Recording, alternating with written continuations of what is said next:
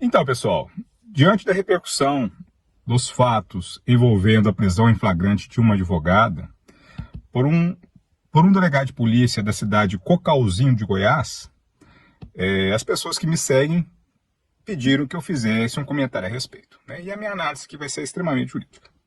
Primeira coisa que nós temos que apontar é o seguinte: o delegado de polícia, quando tiver interesse na causa, quando a investigação, quanto aos fatos, tiver uma relação direta com a autoridade policial no que diz respeito à sua pessoalidade, e aqui, naquela situação, pelo que se consta, que foi noticiado pela imprensa, o delegado era vítima de um crime contra a honra, salvo engano, um crime de difamação, determina o artigo 107 que o delegado de polícia tem que se afastar da investigação criminal, por questões óbvias, justamente para preservar a imparcialidade daquela pessoa que investiga. Segunda situação: se o crime tiver uma relação direta com a atividade da advocacia, com a atividade profissional do advogado, determina o estatuto do advogado que o advogado somente pode ser preso em flagrante se estiver em situação de flagrante, se o crime for inafiançável.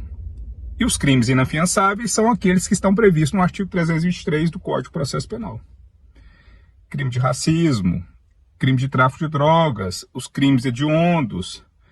E pelo que foi noticiado pela imprensa, a motivação da prisão foi crime contra a honra, desobediência e não me recordo, salvo engano, desacato também. Mas enfim, quaisquer dos crimes que foram apontados como tendo sido praticados pela advogada são crimes que cabe fiança, são crimes afiançáveis. Então, se são crimes afiançáveis, por prerrogativa do advogado, não caberia prisão em flagrante.